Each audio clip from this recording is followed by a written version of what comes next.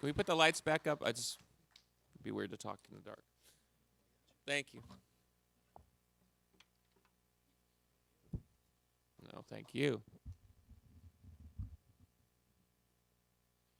Any questions? Yes.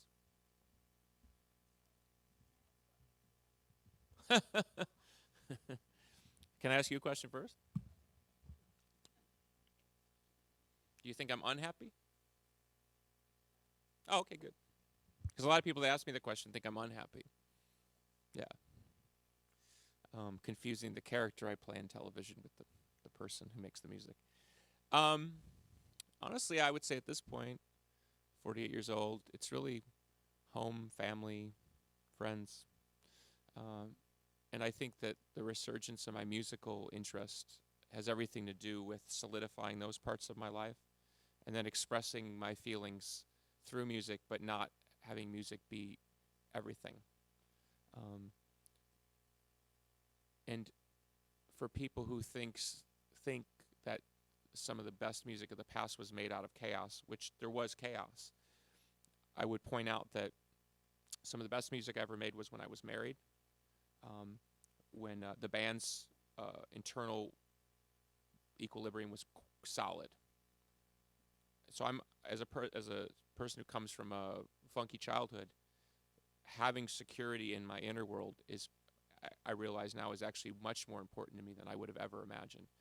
And I've certainly written music from chaos in totality.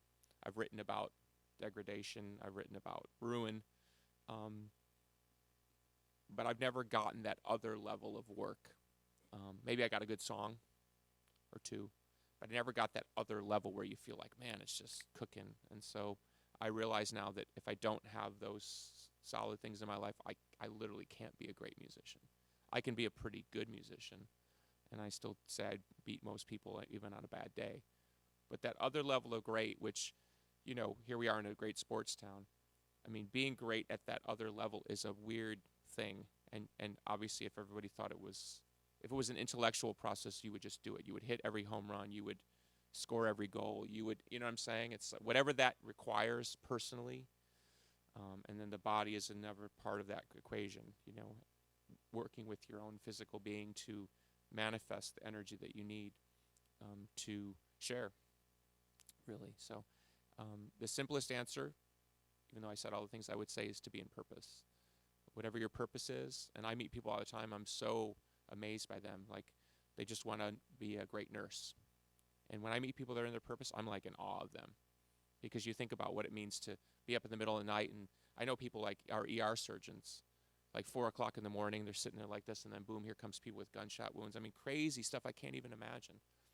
But when they talk about it with joy, not about what happened, but the serving and how everything that they've added up their life to, the schooling, the bullshit, the governmental regulations, that suddenly they're there and they're able to affect somebody's life in a positive way. It's like that's I think what really life is about. So God bless you. Yeah. Awesome. Awesome. Okay, that's it, right? No, just kidding. Yes, sir.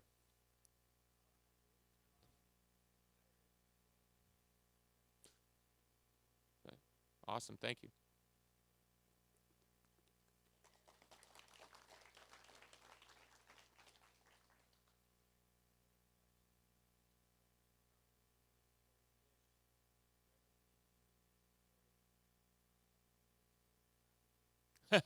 No, yeah. Sure. We were work. Yeah, sure, it's fine. We were working on a song that's on the new album called oh goodness, it's the last song. Anybody? Anti-hero. Thank you, my friend. Exactly. And and uh, and I said to Jeff, we should get a guy who plays like Tommy Lee for this song. And Jeff said, why don't we get the real Tommy Lee? And it was like, oh my God, that's so.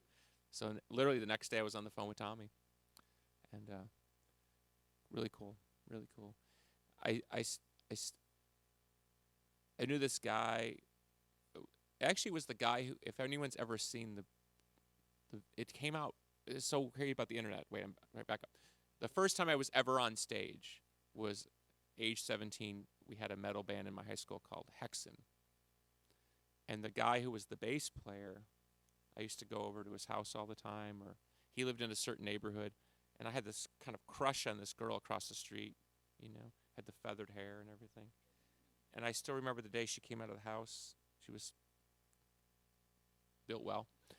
And she was wearing the Motley Crue t-shirt with the skulls and the interlocking handcuffs.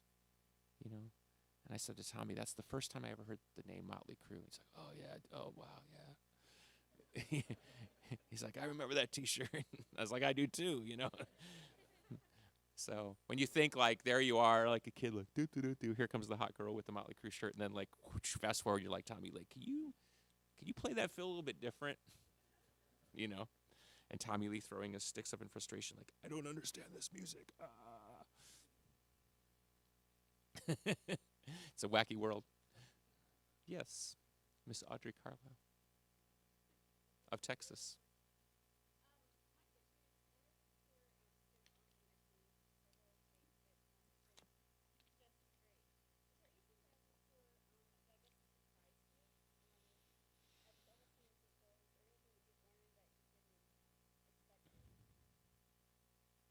I think musically it's gone pretty much the way I would have expected. I think we expected to draw a very general crowd.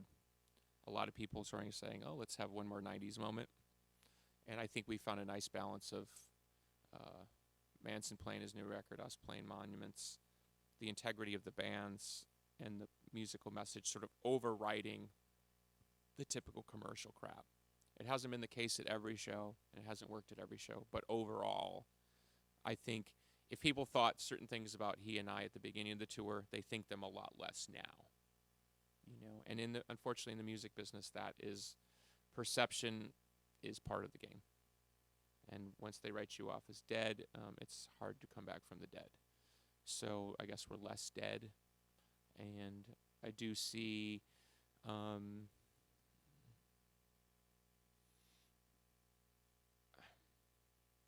I guess I see less of like the, for lack of a better way to put it in French, like a one and done mentality. Like I'll see the band and to hell with them. I see it kind of like, oh wow, there actually might be a future. There's a little bit more of that, so that feels good too. But we're not delusional. I don't think no magical key's been turned. It's another brick in the wall, and you can take it how you want. So surprise is not really, other than when you're playing that show and you look out and it's just a lot of dead eyes. And I have to remind myself those are the same dead eyes I was looking at in 1990 and 2000, and those aren't new dead eyes. Those are the same dead eyes. Those are people who've been hypnotized and propagandized by a culture that really rewards them for being hypnotized and propagandized. And that at the end of the day, the real connection between Manson and his fans and Pumpkins and our fans and even where that crosses over is the people who aren't dead. We're not entertainers in that sense of the word. And we're able to work on oscillating messages. And so where it works, it's great. And where it doesn't, you're reminded of like why we used to punch people in the face musically and literally in a less PC world, because it was literally what it took to wake them up. So I could ramble on about that forever. Yes.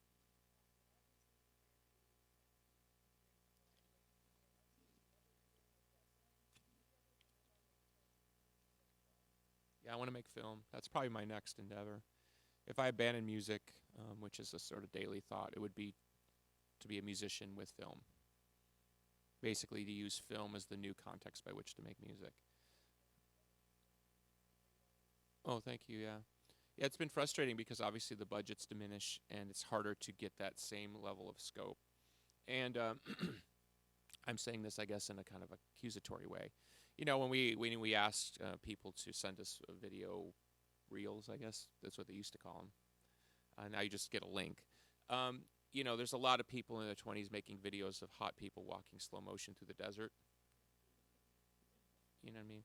And they look tremendous because the cameras are better, and digital technology affords people to make a higher quality video than they would have used to been able to do back in the day. But I don't see the substantive quality as much. I think it would be really cool if I could do something akin to, I announce a project, I make a movie to go with the project or the music that is made for the movie or something like that. And then maybe the music video is just culled from the movie or something. And that somehow that can create kind of new budgetary flexibility.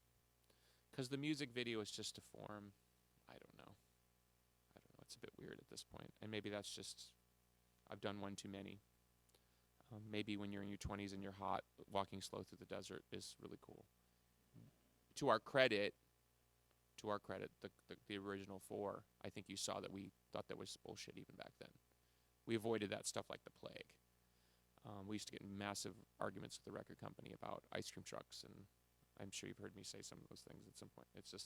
It was unbelievable. They literally would have been happy if we just would have stood there and played in front of brick walls, because that's what this guy was doing or that girl was doing. So I'm happy that we've always fought that. And so it's really hard, I guess what I'm trying to say is, when you have less budget and less initiative and less commercial application for a video, to want to do something truly avant-garde and groundbreaking when you know that the expectations are so low that kind of what's the point? And just to add a little context, my friend Linda Strawberry is making a video for Run to Me now. And that's kind of more the mindset I'm in. I worked out a thing with Linda to make the video. There's literally no commercial reason to make the video. Now, it would be cool if the video goes viral, if people like it and share it. That's all good. But we're back to just let's make a piece of art. I gave her complete carte blanche to do whatever she wants to do. Yeah, that's what I'm saying. I think that I can still emotionally respond to, and I hope that there's an audience around the world that will still emotionally respond to it. But the thing is, you have to break the bond of the, well, we've got to make this video to sell records, to get this, to get that. And I just think that as soon as you get in that thing, it sort of never works, because all those systems are broken. You don't have MTV like you used to. And even the European stations that play videos, I mean, they play so much crap. It's unbelievable. They play as much crap as MTV played back in the day. It hasn't evolved, is what I'm trying to say. Anybody else?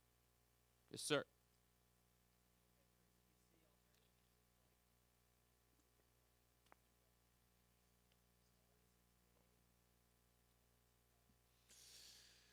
I have to tread on this question lightly because I've sort of dropped out of listening. I do not respond to millennial culture. I just don't. And I used to be more like, machine gunning about it, like, and honestly, I've kind of evolved to the place of, if that's your culture or that's their culture, whatever, that's your culture. I should just respect it as best I can. At the same time, I can't pretend to like something I don't like. I don't understand the value systems of millennials. I've talked about that a lot. And so if I don't respect the value system, I have a hard time understanding what they're trying to get at musically. Now, follow me here, just on a fun trip. Let's assume that millennials, by and large, are into things they're into in a deeper way than our generation ever was, like emojis, right? Like, I'm way more into what color emoji you use because that's the way we communicate and that's our subtext of our language. So don't judge us, old man, because that's just the way we work, okay? And then by extension, whether it's EDM or the festival vibe or the selfie at the concert, that there's more of an experiential-driven generational thing happening, which all the data that's coming in is starting to say that. Millennials are less likely to own homes and cars. They want to have experiences. They'd rather ride on a zip liner than own an apartment.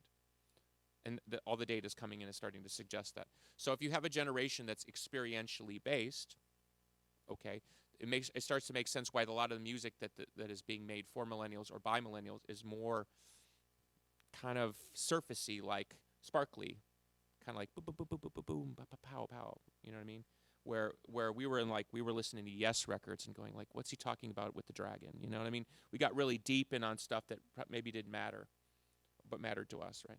So I just don't respond to that experiential thing because the experiential artists that I grew up in, like take, for example, The Doors. When Jim Morrison talked, he talked about Baudelaire and Rimbaud. I'm probably saying it wrong. He talked about the great French poets. He talked about drawing from the source of German expressionist theater. So he had a conceptual base even when he was being experientially shallow. And when I read interviews by millennials, I don't read that. I read fascinating stuff about them tripping on, how can I, what's that? Tripping on ecstasy, sure, yeah. But I guess what I'm trying to say is You can go on anybody's blog and read people getting really deep into like the third season of Seinfeld. You know what I mean? Which is obviously high art in its own regard, one of the most successful television shows of all time. But it's not like da-da-da Seinfeld based on the French clowns of the 20s, based on the European circus of the, you know what I'm saying? I don't see the intellectual and emotional root connected. Now, if it's there and I'm just missing it, then I would be the first person to say I'm wrong. So that's what's weird for me, is the Doors were an experiential band. It was about throwing this dark party. The Grateful Dead were about tripping your brains out as much as going to an EDM festival. But even they were big pseudo intellects. I mean, their interviews were very rife with artistic and they were connected to William Burroughs and the beats of the 50s and San Francisco and City Lights bookstore. So I don't see this cultural vein back through millennial culture. So that tells me as an artist or even as a human being one of two things. The cultural vein is no longer important when you don't have to do research anymore. In essence, if everything's sort of there on a Tumblr account and you can just kind of skim it, then really it's about amassing sort of a collective data. Does it make sense? Like instead of studying like a French cathedral, you can Google French cathedral and you can get a young person can absorb 500 images of French cathedral and you're like, I got it. I don't need to read the book about the French cathedral. I got what I want out of that. And I'm going to combine that simulacre idea of what I think a French cathedral is with this EDM festival over here. And so it's a lot of this kind of symbolically represented things. So if that's and I'm actually being very deferential, if that's a new thing, meaning that's the new thing that's going to be the thing, well then that basically means that what was an artistic movement expressed generationally, generation after generation for 100 years is dead. And that the new communicating artist or artist to peer is totally different, which means a person like me is totally out of my depth because I can't move at that speed because I really want to sit there and read the book. So I'm the first person to say I just don't get it anymore. And it's not damning, you know what I mean? Because it sounds like bitter old man stuff. It's not damning because there are high points in millennial culture. But what's funny to me, and this is the last point I would make about it, if I'm listening to alternative pop music, which basically anything on alternative radio to me now is pop, and if I'm listening to pop country, right, and I'm listening to top 100 pop, I don't know what it is here, that station. What's that station here? Right. Okay. When everything is pop, then the subculture to me loses on the pop argument because Katy Perry and Taylor Swift are supreme at their ability. So in essence, the counterculture cannot make a counter argument. When we lost to Celine Dion in 1996 for Grammy of Record of the Year, Album of the Year, okay, our intellectual or inner emotional argument was, yeah, but she sucks. Now, is she a great singer? Yes, of course. Is she a world-class talent? Well proven, doesn't matter what my opinion is, right? Did she have every advantage that we didn't have? When she won, she took 12 producers on stage and said, look at all the people who made my record. Our inner argument was, what we represent, DIY, beats you every time. I don't care how much you auto-tune your vocals. I don't care how many producers you use. I don't care how perfect you sing. We're still cooler than you, right? That's the counter argument. Jack Kerouac doesn't need to be a great punctuation writer because the raw emotion that he's bringing is ultimately superior. Kenneth Anger making Lucifer Rising in 1968 with Jimmy Page doing the weird satanic soundtrack ultimately trumps like the Hollywood movie. That's always the counterculture's argument. But in the postmodernist era where everything is pop, what is the counterculture's argument to make? Because if you're all bowing to the same God, and where you can really see it is when, because for years traditionally, counterculture attacked pop stars. Okay? So Miley Cyrus could not be a transitory figure who oscillates between Vice magazine and Rolling Stone and Life. You know what I'm saying? In every other previous generation, she would have been the target of scorn from the counterculture because they are, in essence, the counterculture. They're supposed to hate her even if she's great, which I think she's great. I really do. She's very talented. It's never been the issue for me. What shocks me is that nobody seems to have a problem with her traipsing between worlds, because every generation, like I said prior, that would have been a problem. Like, you don't get to do that. It's like, what do you mean? You don't get the free pass onto every ride.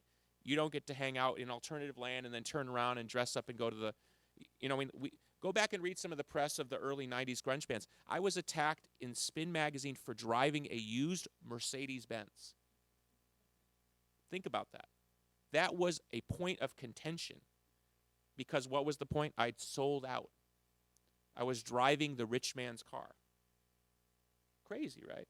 I mean, and then when Bling and all that came in, it was like, yeah, right, used Mercedes-Benz. I would be put down for driving a used Mercedes-Benz and not having a Maybach or something, right? Maybach. Thank you. I'm almost done, I swear. I think these are important points to make because I think they define everything that follows. So, when everything is pop and there is no counterculture, right, then Katy Perry, Taylor Swift, Miley Cyrus, they are the alternative artists. Rihanna, too. I would say they're just as edgy, just as dangerous as any. So if you said to me, who would you listen to? I would listen to them. Where every other generation, I would have been like this. Although I did occasionally like the Janet Jackson song. But I mean, I was like this because it was like it wasn't that I didn't like the music. They represented what I hated. I hated that they had all the money. I hated that they had the perfect photo shoot. I hated that they didn't understand where we came from. I hated that they got to live in this beautiful white ice cream castle. Because coming from shitty suburban land, I was like, you don't understand my world. That erasure of what it means to be authentic. And it's not to say they're not authentic. I'm not attacking anybody because I'm sure some troll is going to write an article. I'm actually, if you really hear what I'm saying, I'm actually praising them. Because if that's the game, they are the best at the game. They destroy any indie band on production and attitude. So what indie band can compete with that? They can't. So when you see Katy Perry flying around at the Super Bowl with probably, a $3-4 million production, I'm sorry, but the guy in the garage ain't going to win. He ain't going to win.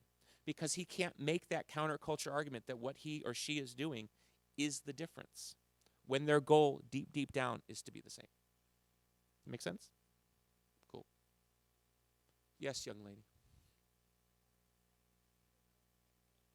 Katy Perry? Mm-hmm.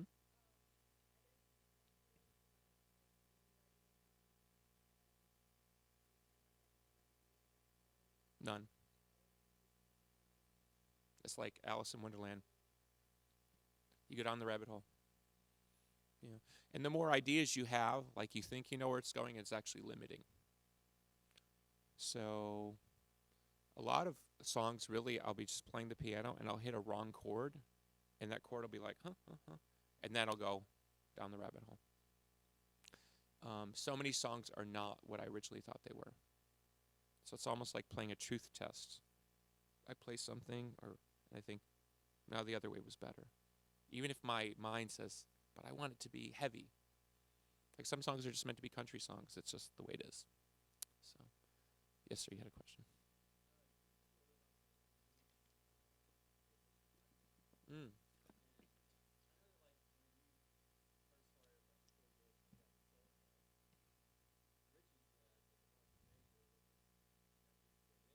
Mm. Mm. Had no idea that. In fact, until you told me, I had no idea that's what he used tube-wise.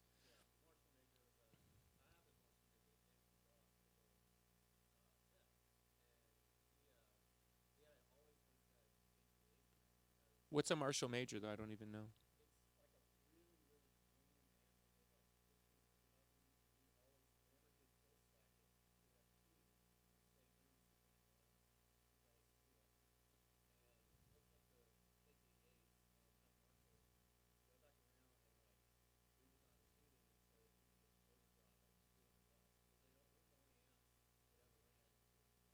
Yeah, I didn't know any of this. Yeah. Richie Blackmore, the great guitar player from now Blackmore's Night. He was in Deep Purple and Rainbow, two of my favorite bands. Um, Richie Blackmore to me is like he's up there with Hendrix and Coltrane and Miles Davis and a few other people as the great improvisers of the 20th century. Um, in essence, they have the ability to on the fly make music. There's no intellectual thing happening. They literally, the music comes in and it comes out in an organized way.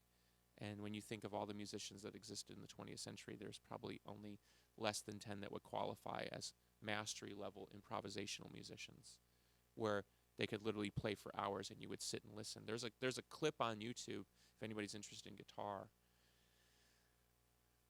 I think is it Mandrake Root or something. It's kind of earlier Deep Purple. He's playing a 335, which is the big hollow body guitar. And the song goes on, I don't know, for 20 minutes. And he literally just continues to improvise through the whole thing. And it never gets boring, which I swear to God, if I play guitar for more than a minute soloing, I feel like I'm boring everyone to tears. The ability to generate a conversational thread that goes on and on and on, like the Alice in Wonderland thing, I think is very, very unique. And it's unfortunate because just typical generational stuff, he's gotten a little lost in the history books. But yeah, to me as a musician, he's supreme musician. Okay, one or two more.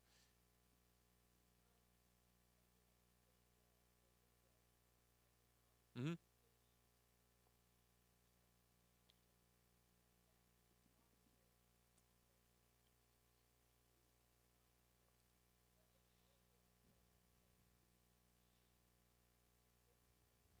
Mm.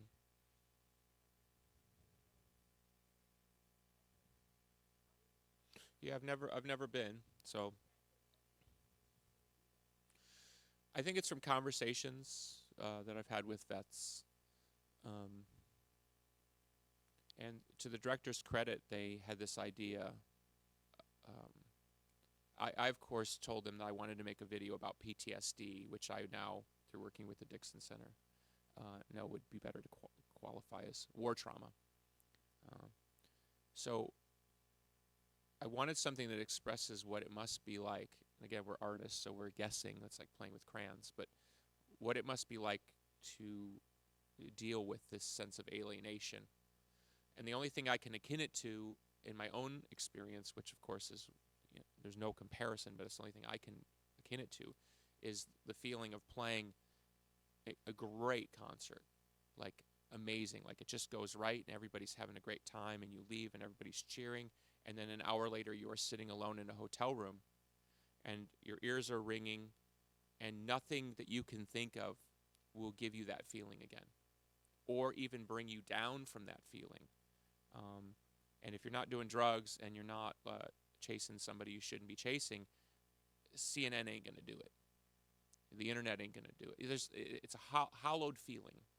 And then when you talk about repeated exposure to the high and the low, that was my understanding. So when the video director submitted a treatment of children playing in a very innocent way, and then this thing starts to happen, some people interpreted it as drones. I never thought of it like that. I know Alex Jones wrote something about it being about drones. It was never meant to be about drones. And in fact, if I had any criticism of the directors, I wanted it to be about the unseen enemy, right? Like, who's behind the rock? I can't see their face. And, you know, part of what goes on in the world, and you can take this down to every level of social exchange. The internet is the perfect example. When you're engaged emotionally in a conflict, like I've been engaged in, say, somebody writes something stupid on Twitter, and suddenly I'm responding really to a phantom. Yes, there's a real person on the other end of the line, but I'm guessing that if that person saw me on the street, we would not be having a violent exchange. So when you get into ideological beliefs, God, country, why are we fighting, who are we fighting for, and then you look at the history, even in terms of World War II vets that years later come together. They'll bring, you know, German paratroopers together with literally the people that were trying to kill them, and they sit around, they drink beer, and they're like, ha ha ha ha ha. It tells us at least something that the enemy is not the enemy that we think it is, but yet it is an enemy. Somebody's designated this person as an enemy. And then this transitional space from innocence to non-innocence. And I thought what was beautiful about it was they're just walking along and all of a sudden shit starts to happen. Again, if I was making the video, I would have at least implied that there was this enemy. And I mean that in quotations. Because who is the enemy? It doesn't really matter. There's that great scene in one of the Star Wars where it's like, it's the dream sequence and Darth Vader's mask is broken and Luke sees it's his own face. You know what I mean? The enemy within and all these type of typical symbolic analogies. And one other little story I had since you asked. I came up with the ending. The ending is wholly mine.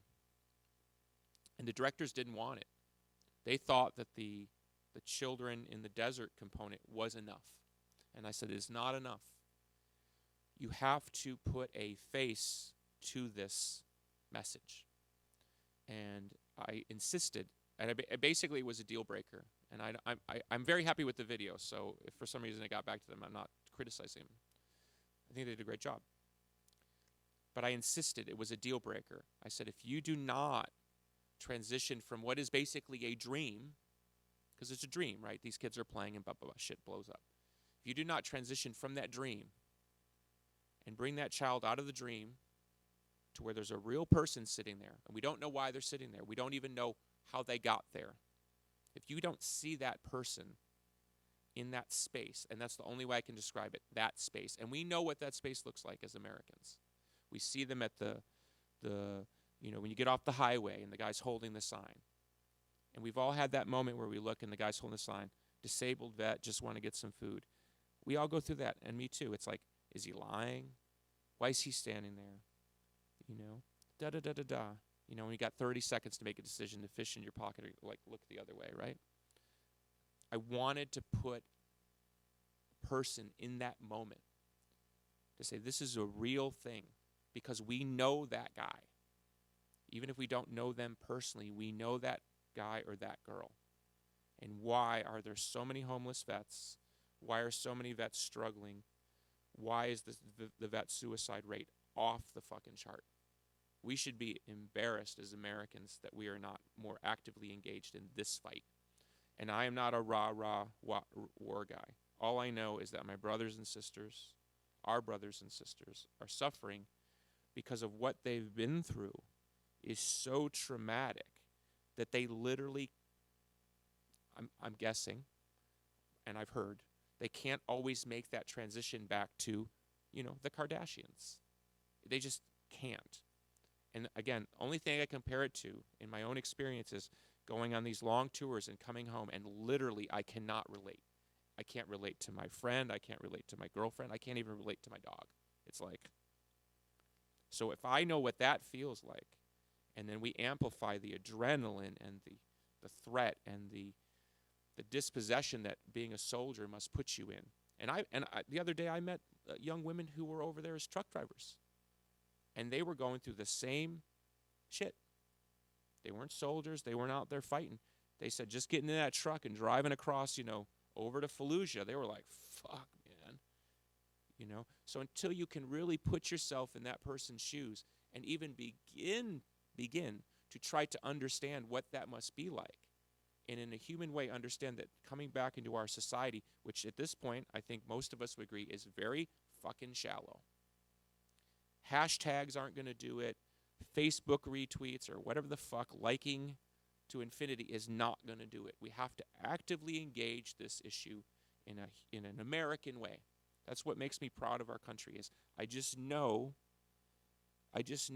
when Americans are given it straight, they'll respond. And I'm not the guy to do it. We're all the people to do it. So thank you for asking that question. I'm happy to talk about it. One more.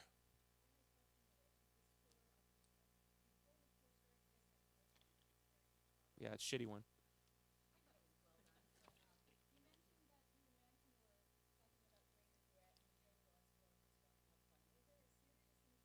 Yes.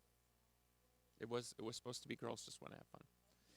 I believe, actually, he might get mad at me for saying this, but we were going to do two songs. And it was going to be Girls Just Want to Have Fun and Wrecking Ball. Swear to God. And it was just one of those things like rehearsal, he's over here, we're over there. And when it came down to it, we just didn't find the time to do it right. And I certainly didn't want to go out there and half-ass it because I knew his set was going to be good. And he felt the same way too. I knew his set was going to be tight. Our set was going to be tight.